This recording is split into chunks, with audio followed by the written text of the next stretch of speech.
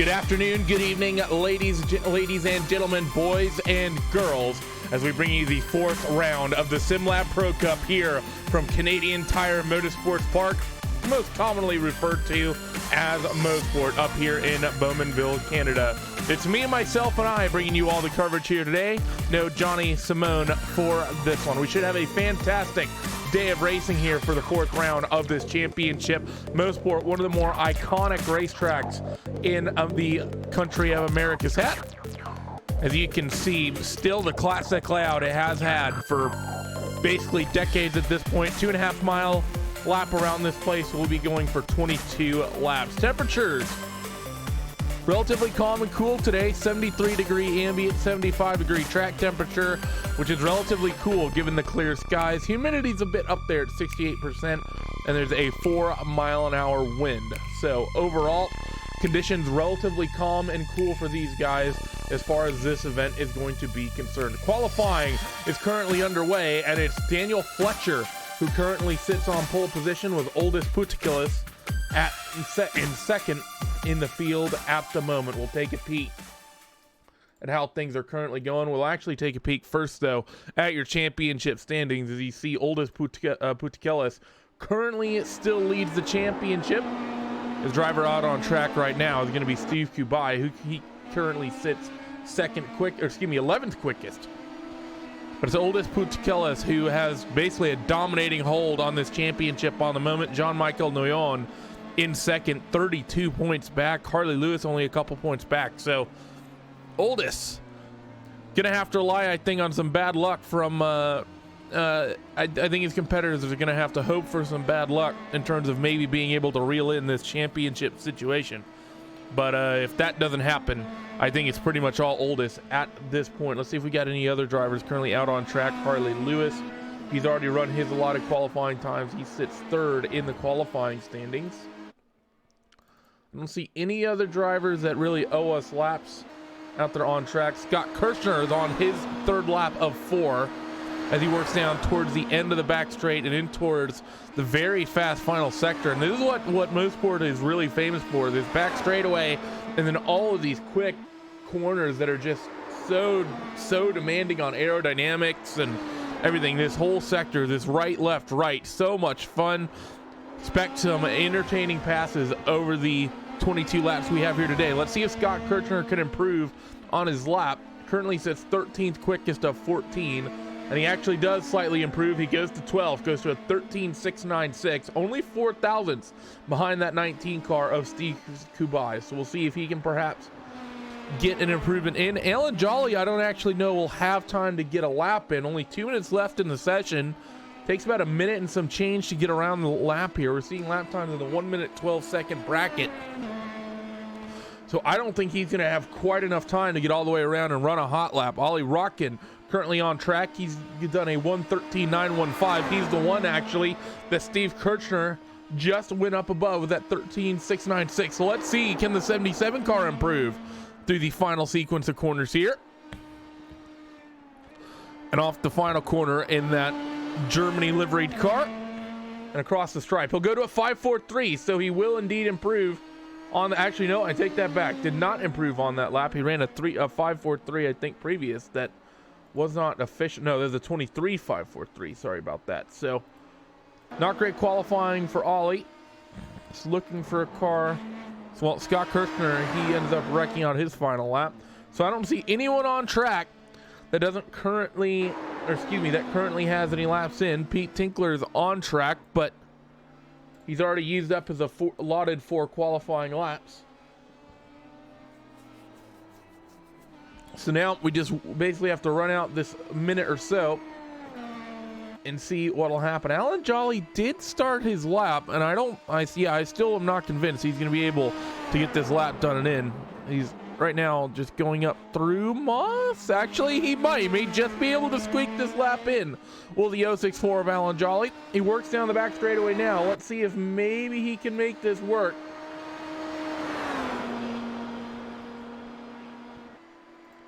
So down the back straightaway, only about 10 seconds left on the clock. It's going to be tight for Allen. 7, 6, 5, and I don't think it's going to happen for Mr. Alan Jolly. Time is going to run out right now. He would have mistimed it by about 4 seconds. So it's going to be unfortunate for Alan there, but that is going to give us our starting grid. And let's go down our starting grid here for tonight's night of racing.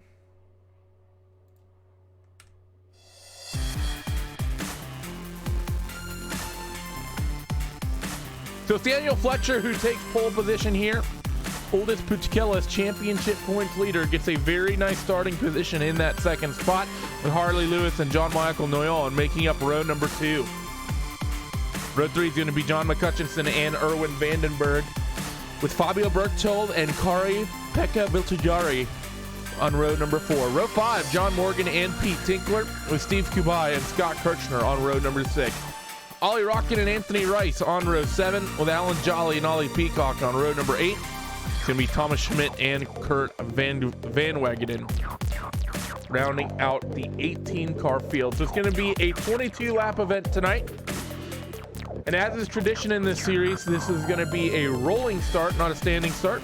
A lot of people may be somewhat caught out by that. A lot of people maybe not used to the rolling starts, especially in these sort of feeder series open wheelers. Them running the Pro Mazda here, of course. But it's what they do in the real world. And as the SimLab Pro Cup, they do everything they can to sort of mimic what happens in real life with this championship. They do the rolling starts because of it. So we'll wait a couple moments until they get rolling off. Then we'll go down. We'll take another quick peek at your championship standings once again. As you can see, it's John Michael Noyon and Harley Lewis that need to have just absolutely fantastic races today. They both start on row 2, 3rd and 4th. But they have their championship leader, championship rival, that 666 car of Oldest Puchkella's, starting on the outside of that front row just ahead of them. So despite the fact that they both qualify well, they still start behind their championship rival, which is sort of the worst situation to be in I can think of. Especially Oldest. He's been running these races relatively smart. Got caught up in some trouble at Road Atlanta, if memory serves me correctly. Actually, no, I take that back. It was the likes of John McCutcheon who got caught up in that trouble. Oldest was sort of the beneficiary to that incident. Ended up inheriting the win, if memory serves.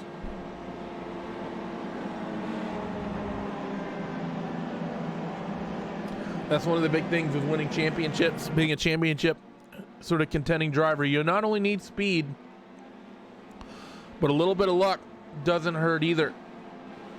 Other cars that may be fun to watch here today. Of course, John McCutcheon, we just talked about that number 69 car, was rapid at Road Atlanta before getting caught up in that turn 1 incident. And he maybe put in a very dominating performance, similar to what he was putting on at the last round at Road Atlanta. Next time out, by the way, these guys are going to have an entertaining race for sure. They'll be taking on 32 laps around the Indianapolis Motor Speedway, sort of mimicking the Indy Lights race. Not quite going the full 50 laps that Indy Lights go, but these Pro Mazdas have run on ovals in the past, both in the sim and in the real world. So seeing these guys run around the Indianapolis Motor Speedway, I think is going to be a ton of fun to watch. Then they have a double header hitting at Belle Isle on June the 1st and June 8th. Then after that, it's back basically to your regularly scheduled programming, like some Road America, Montreal, Mid-Ohio. Running the Daytona Roval, which should be fun to watch. Gateway, they're running the Oval, and then Sebring and Laguna Seca. So this championship running throughout the entire year, but as they work themselves now in towards the final sequence of corners, it's going to be that 11 white and green car at the head of the field. He'll be the one in command of things. They work through this final corner.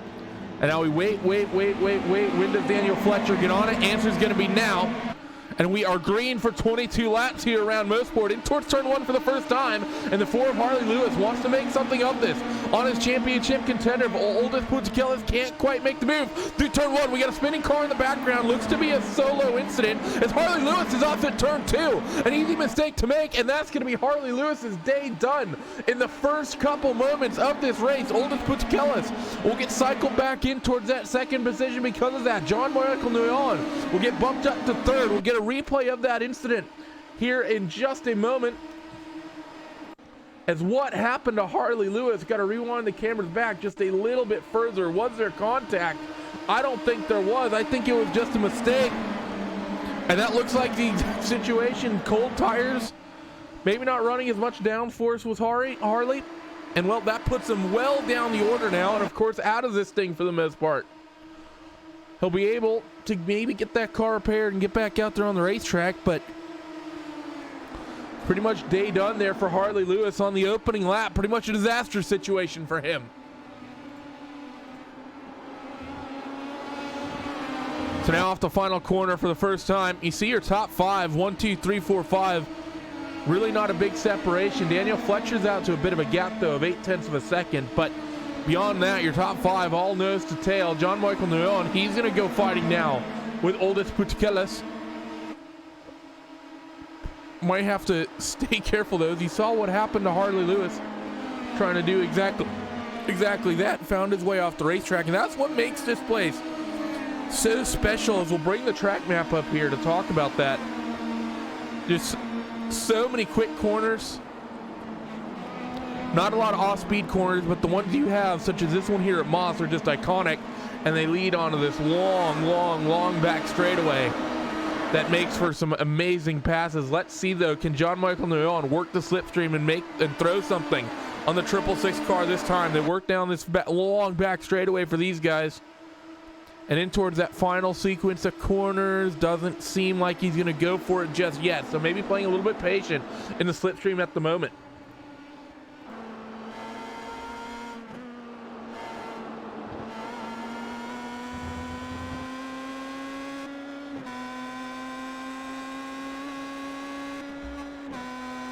So now towards turn 1, through turn 1 and in towards turn 2 here at Clayton Corner. Clayton, of course, we just saw Harley Lewis make that mistake. That is a very common mistake, and actually in the real world, they have actually paved that runoff at turn 2.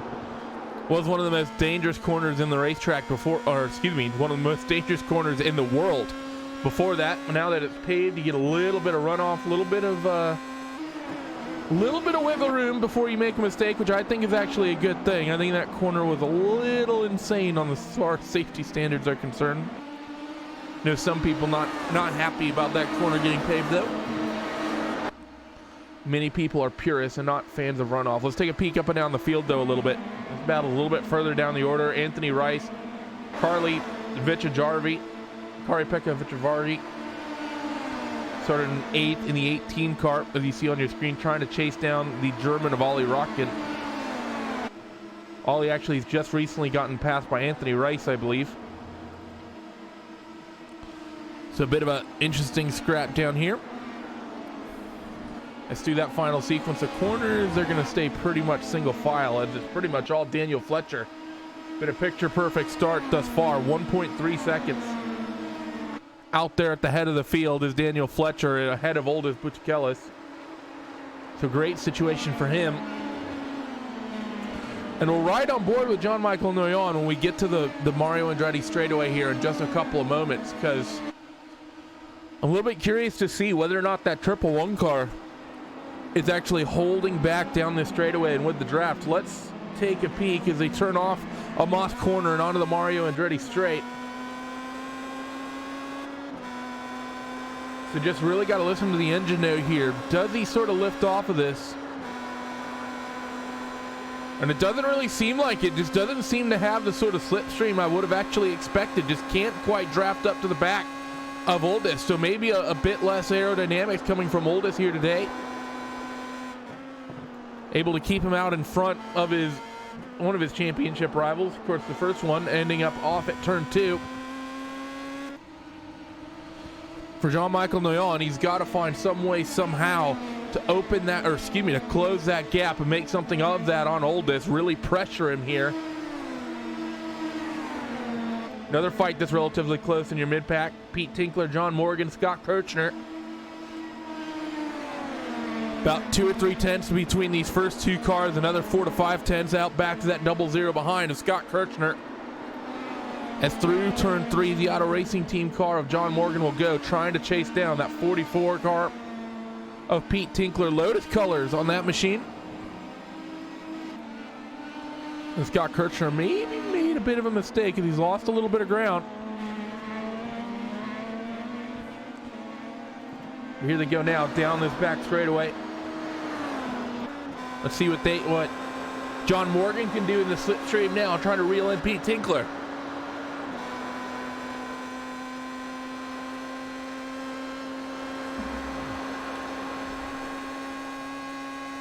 So really not much. The slipstream not making as big of a change as I thought it might be here today. Really was expecting almost a bit of pack racing down that back straightaway, but we've not seen anyone been able to really work the draft and close any gaps in. Haven't seen any moves going down through the S's or White's corner just yet at the end of the Mario Andretti straight. Heard a car in the wall ahead of these guys. And who is that? That's John McCutcheon. So he had bad luck out at Road Atlanta, and bad luck will strike him again here at turn 2. Second car in just a couple laps we've seen make this mistake. So let's wind these cameras back. So this is a little bit early, of course, with him coming through the final corner here, but what in the world happens to this number 69 car of John McCutcheon? We saw Harley Lewis. He made the mistake trying to go around the long way here at turn 2 on some competition. Here this time, oh, he just gets a bite of oversteer, and he actually spins off down to the inside, so it's not the same mistake at all. He just ends up on the same bit of racetrack, just gets a little bit loose down there on the inside corner of the racetrack, and that pretty much throws him right off the circuit. Spins to the left, collects the wall, and then spins off into the right-hand side grass. So you can see as he goes over the top of the hill, he's fighting with that car. Then he ends up over on driver's right. So John McCutcheon, 2 races in a row, goes from having a fantastic sort of day, putting in a great performance, to being on the wrong side of luck. As now Fabio Berchtold and John Michael Nguyen, who have lost a considerable amount of time to Oldest Puchellis. John Michael maybe getting caught up in that incident a little bit with McCutcheon, maybe checking up. It's now a 7-second advantage from Fabio to your race leader, which means it's a 6-second advantage between Oldest and Fabio. And of course, John Michael Nguyen just behind Berchtold on your screen.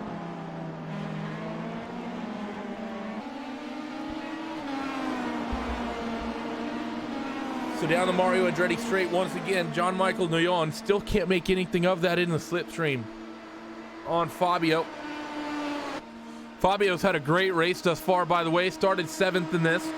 Now only 7 laps in, already finds his way up into 3rd. Pete Tinkler's moved up a handful of spots as well, 10th up into 5th. John Morgan's gone from 9th to 6th. Scott Kirchner has gone from 12th to 8th. So great opening laps from a handful of these drivers, as we've already seen attrition really take hold of this motor race.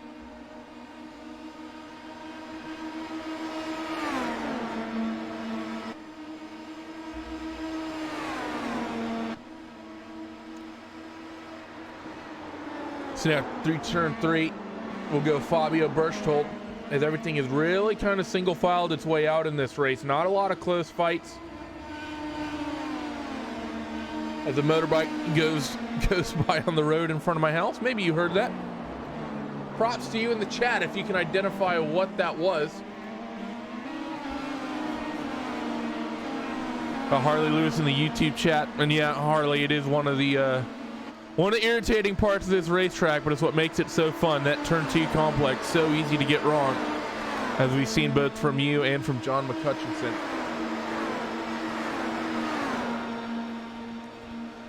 So down the back straightaway, John Morgan trying to keep Pete Tinkler honest, and they've actually are not far off the back of Nguyen and Fabio Berchtold. This group is actually quite quick. They're nearly a second quicker.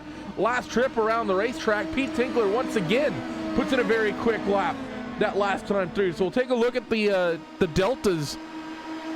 See that 4.5 seconds quicker on lap 6. Lap 7, another 7/10 reined in. So we're gonna have a 4-car scrap here in a couple moments if the 7 and the 111 aren't able to pick up the pace right here, right now.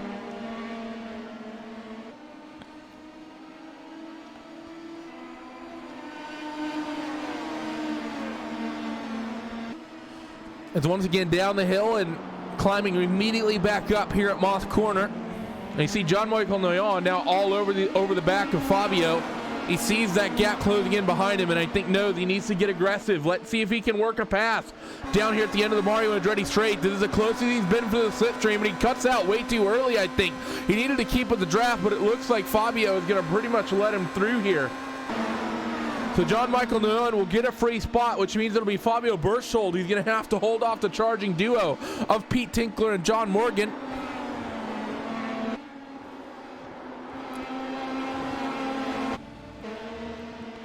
Curious if maybe Fabio has a bit of undertray damage or something like that that's hampering the performance of that car, because he was actually doing some pretty quick lap times before. But you can see Pete now in that Lotus colored car all over the back of that number 7 of Fabio. John Michael Noyon hasn't quite been able to open the gap up just yet, but he is starting to, so he should just about feel the pressure ease off of him in just a couple of moments. As up and down through Moss Corner they will go, and let's see, does Pete Tinkler get the sort of run and get the sort of treatment that John Michael Noyon did? So down the back straightaway, Fabio should see this green, yellow, and white car in the rearview mirrors closing. Which way is Pete going to go? He's going to swing to driver's left here at the end of the Mario Andretti straight, and Fabio on the inside. He's going to fight and defend with Pete Tinkler here. Thinks he's going to have the pace to hold him off, but not going to do so through the S's of 44. Pete Tinkler moves his way up into the top 4. Next in line, though, is going to be John Morgan, and Fabio's at risk of losing his current top 5 running spot. So up the hill, back down the hill goes that number 7 car, trying to stay right on the rear of the 44 of Pete Tinkler.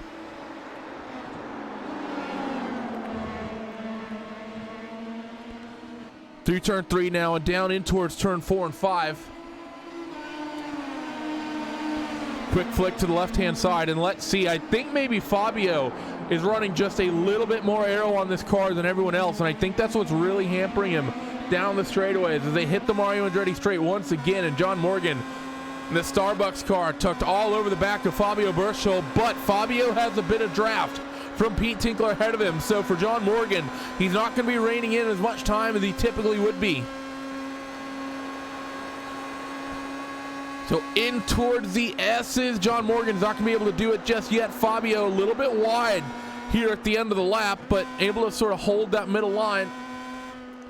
And then towards the final sequence of corners, Fabio, I actually think, able to open that gap up just a little bit, which I think gives a little bit of support to the argument that he may be running just a little bit more aero, as we're now halfway in this event, 11 laps down, 11 laps to go. Been a really interesting race thus far. Out in front, things not too crazy, however, and it's still a 2-second advantage between Fletcher and Oldest. Then John Michael Noyon 9 seconds behind Oldest Putekelis. So as long as you're championship leader in the 666, we'll take a quick peek at, be able to keep it on the island, he's pretty much going to be all right. That is a lap car, by the way, he's dealing with, so don't panic. As let's see what happens between Fabio and Morgan this time through. Pete Tinkler started catching up to the back of the 111 of John Michael Noyon as well. These two aren't going to do anything. What about the two at the head of the field? To the outside, to the head of the group. Pete Tinkler to the outside of John Michael Noyon. Can't quite make that move stick just yet. Can the Team Bear Pope, number 44.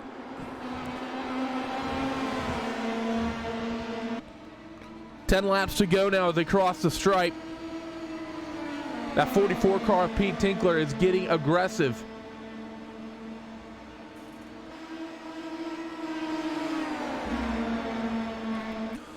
Down now in towards turn 2. Tinkler a little bit wide. I think the 7 a little wide as well.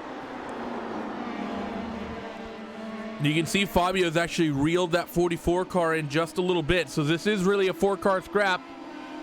Jean-Michael Neon really hasn't been able to scramble away. And if you're Fabio Berchtold, I think you kind of have to be thinking to yourself, why did you let Jean-Michael Neon around you so easily? Because now you find yourself buried in this little pack of cars, whereas John Michael finds himself at the head of it. John Michael's done well, though, this recent half a lap, though, to open the gap up just a little bit. Pete Tinkler just a little bit too far behind. You see him reeling into the slipstream, though, maybe not running as much downforce as Pete Tinkler. He reels in about 2 to 3 car lengths down the Mario Andretti straight, so he just has to get close enough to be able to make something stick. Of course, it's always the big talking point at these sorts of tracks. You know, Road Atlanta, we talked about how long that back straightaway is. You're always going to have the car trimmed out because there's really not a lot. I mean, there's you want some downforce for the S's, but there's so little of it, and the corners really aren't that sharp that you can dial the car pretty well out and still be able to get through the S's fine, as well as turn 1 in that final corner. But here at Mosport, it's an entirely different situation. There's just every corner you want a ton of aero. Turn 1, turn 2, turn 3, down here through that sweeping left at turn 4. Even at this slower corner at turn at Moss, you want as much downforce as you can possibly get on the car. But then you have to deal with this long back straightaway with the drag that aero arrangement will generate. Definitely not an ideal situation. And then, of course, you want as much aero as you can get in towards this final sequence of corners as well. These guys are doing about 120 miles an hour through this first right-hander at the end of the back straight. And they only really slow down under 100 miles an hour for this final corner.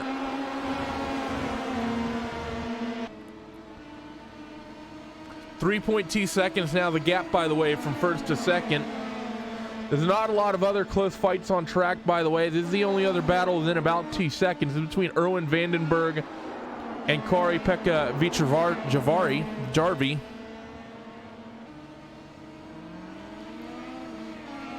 As they work in towards turn 1. So we're going to just really keep our focus on this fight, 3rd, 4th, 5th, 6th.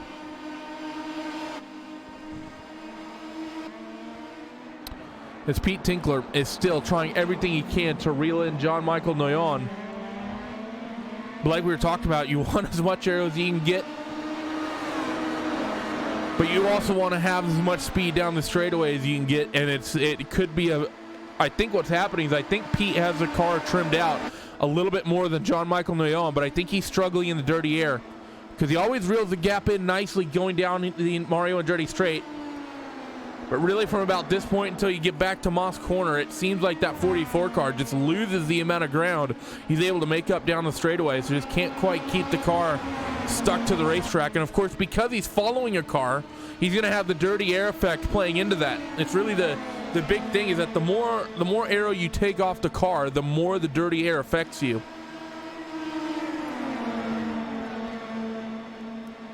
As through turn 2, he's actually quite close.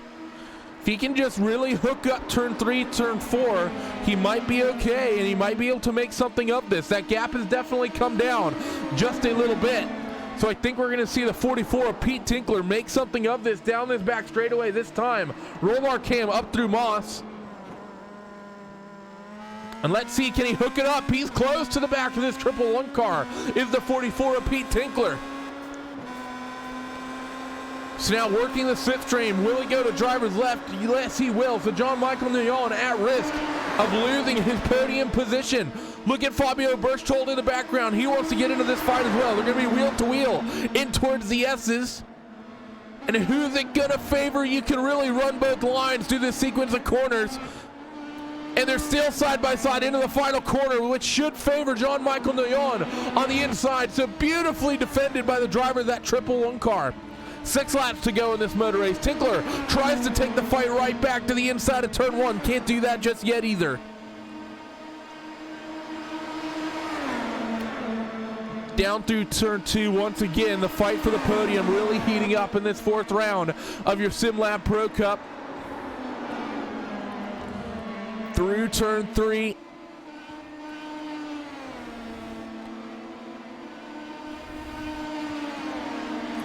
And Pete might be getting a little bit frustrated. That was his best opportunity by far to make that moose stick and make something of it. So he's going to be thinking to himself, what in the world do I have to do to make this pass stick? Fabio Berchtold in the background. He's not had any opportunity to get around Pete. Same with John Morgan behind. Has really had no opportunity to clear the 7 car.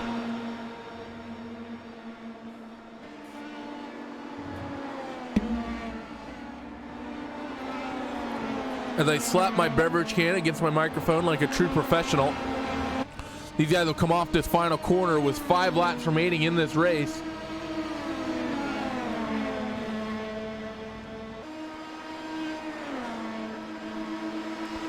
Let's see, through turn 2 once again, nothing going just yet. This entire group of drivers, lap car ahead of them. That is Steve Kubai, who currently runs 12th. And how will the lap traffic really affect this? I have a feeling Steve will likely play nice and let this group go. But there is possibly some teammate implications here. Oh, and I think that was Fabio Berchtold catching a bit of a weird bump in the ground. I think he's able to hold that decently well. Get another look at that. I'm not really sure what happened to the 7 car. Maybe catching one of the landmines coming down the hill.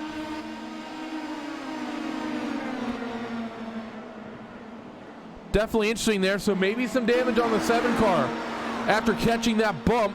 Seemed to have scared John Morgan as well, as he's really dropped back after this. Aldis Pucikelis still in that 2nd spot, well and clear ahead of this entire group of cars. Now let's see, where does this 111 car, this MXS racing machine of John Michael Noyon, where does he catch this lap traffic? That's going to be the big question, because if he catches him down the back straightaway, it's likely going to benefit him.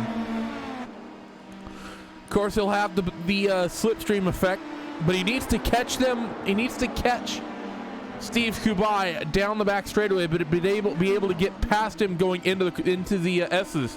If he can't do that, it could be a disaster. It could cost him some speed. Up into Moss this time, and it seems like we're going to get actually another lap car as well involved with this. Anthony Rice. First one is Steve Kubai. He's going to hit the eject button. Watch the 44, Pete Tinkler. He's going to try to take advantage of this. He jumps out of the slipstream, though, which John Michael Noyon had a little bit more of it with the lap traffic.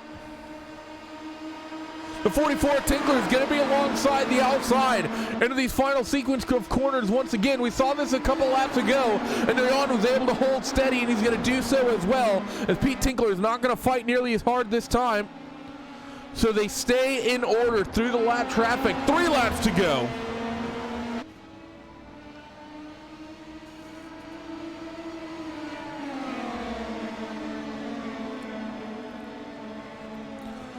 So in towards turn 2 once again. And that 44 car is all over the back of John Michael Noyon. I think he's pulled out of the draft a little bit too early the last couple times. He really needs to wait until that last second. He's almost catching John Michael Noyon too early. And because of that, he sort of gets, when he pulls out, he sort of gets hampered up by the air and isn't quite able to make something of it. Let's see what Pete Tinkler can do this time, though. I think he's got about the gap you would want. John Michael actually maybe just a little bit too far ahead out in there. And actually, something's happened for your race lead. Aldis Pucikelis, is he your race leader now? The gap was 0.8 of a second. Where's Daniel Fletcher? Daniel Fletcher's made a mistake somewhere out there on the racetrack. Have no idea what's happened. But Aldis Pucikelis is going to lead this race, as he's actually going to come down on towards pit road. So maybe a little bit of an underfill from a couple of these drivers. So the 666 car not having the fuel to make it to the end of the race.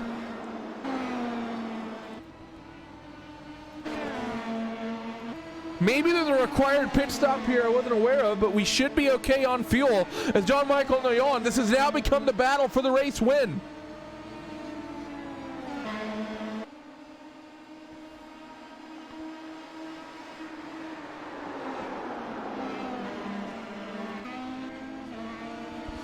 Oldest will now get out there on the racetrack. Where is he going to be in terms of position? Your championship points leader in 7th. So now for the 111 of Jean-Michel Noyon. We talked about the fact, and we'll bring it up once again, the championship points, and he's going to spin. The 111 car does. He goes around.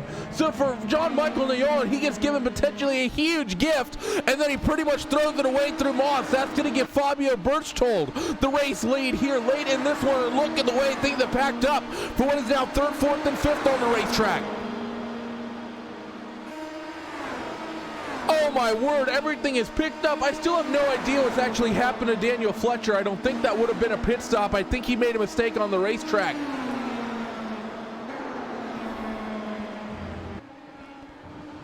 But what a crazy sequence of moments here. That's going to be Fabio Berchtold, who just gets given a freebie here by Jean-Michel Noyon.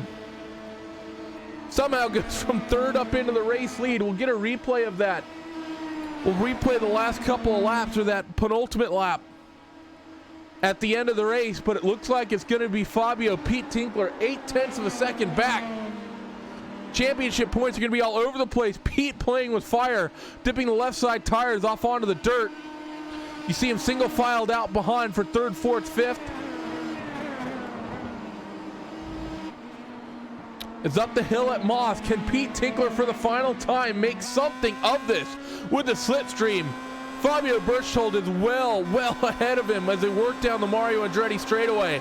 So I don't think it's going to happen. I think he's way too far ahead of the 44 car, Pete Tinkler. I think Fabio Berchtold should be able to hold on in towards the S's for the final time. Through turn 9 and then turn 10 at White's corner is all Fabio has to get right, and he's had a beautiful race as the 7 car from 7th on the grid. He will win round number 4 of the SimLab Pro Cup here at Mosport.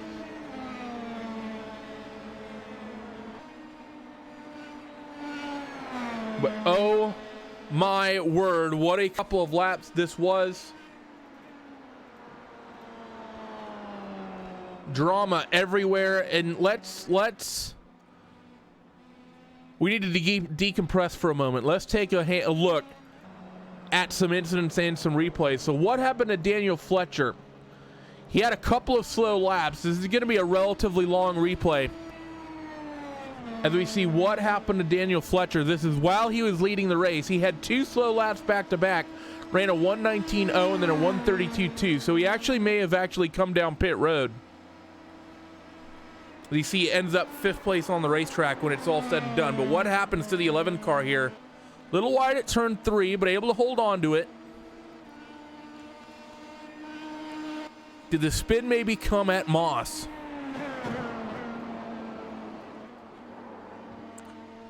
Bit of a slide at Moss, but overall he looks okay.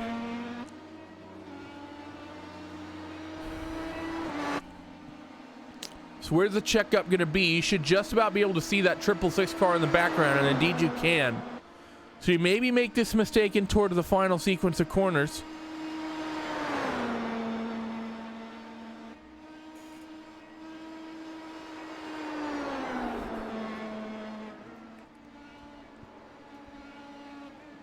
So through here. Oh, he misses pit entry. Oh, no. So that's what happened. He did come down pit road. So he also underfilled the car. And then it's going to be a couple of laps later that we see Jean-Michel Noyon on the penultimate lap make this mistake. So we'll watch it on board. Actually, we'll watch it from behind. I want to see how Fabio Berchtold will be able to pick the lead up. Of course, Jean-Michel, who's the car at the head of this little pack, makes a mistake, but to Pete Tinkler, obviously you would have just gotten held up by that spinning car of Noyon. That's about the only thing I can think of. Don't think there was any contact between these top two. Then towards Moss, you look up at the head of the field. See, Noyon goes around, and Tinkler, he has to go around the long way. That just opens the door up for Fabio Berchtold there at the head of your field. What a crazy couple laps on a race that was sort of a slow burner. Let's go down your full race results here from Mosport.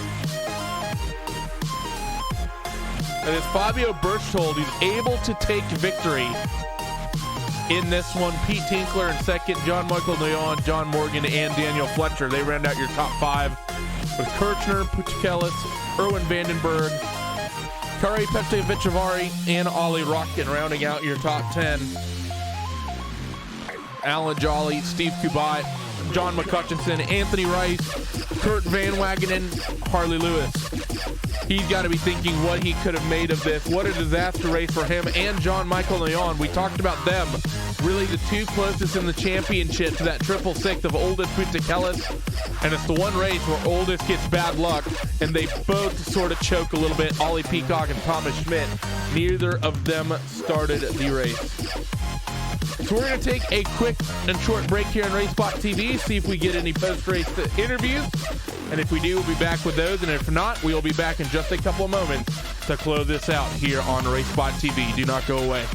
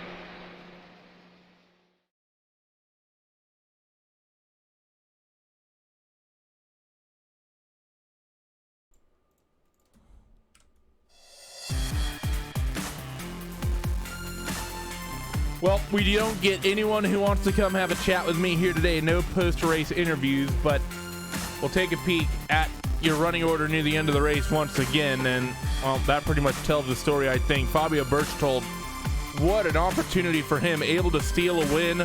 Pete Tinkler second. We don't have the updated points yet, but I will show you how they came into this race in terms of points and talking about why this is so important. Oldest Pucikelis, like we said, 86 points ahead of the field, 32 points back. John Michael Noyon, Oldest, has issues, has to come down pit road and fill the car. A great opportunity for John Michael Noyon, who was leading at the time, and just makes a mistake at Moss. And because of that, instead of finishing in that second position, he ends up finishing a little bit further down the order in third, which could be really big on the point, as that was a fantastic opportunity to make up a huge amount of ground on Oldest Pucikelis. And of course, Harley Lewis, similar situation. Lap 1, turn 2, just pushes a little bit wide, gets on the grass, and that's pretty much the end of his race. Next time you'll see this series, though, is going to be in about 2 weeks' time, as the SimLab Pro Cup will head to the Indianapolis Motor Speedway, and they will run 32 laps around the 2.5-mile oval at the Brickyard in Speedway, Indiana. That's going to be an amazing race. full of just draft and slipstream. These cars, of course, they don't get up to the sort of speeds that you typically see from the Indy cars, and heck, even the Indy Lights cars. They don't put out that sort of power, but it's still going to be a ton of fun to watch them work around that 2.5 mile racetrack. Expect a lot of drafting. I have been Randy Chinnett, who's brought you both commentary and cameras here today. Istvan Ballo actually provided the camera packs we use from trackcams22.com. Thank you all for tuning in, and we hope to see you all next time. And congratulations once again to Fabio Berchtold pulling out a fortunate victory here today. Until next time, bye-bye.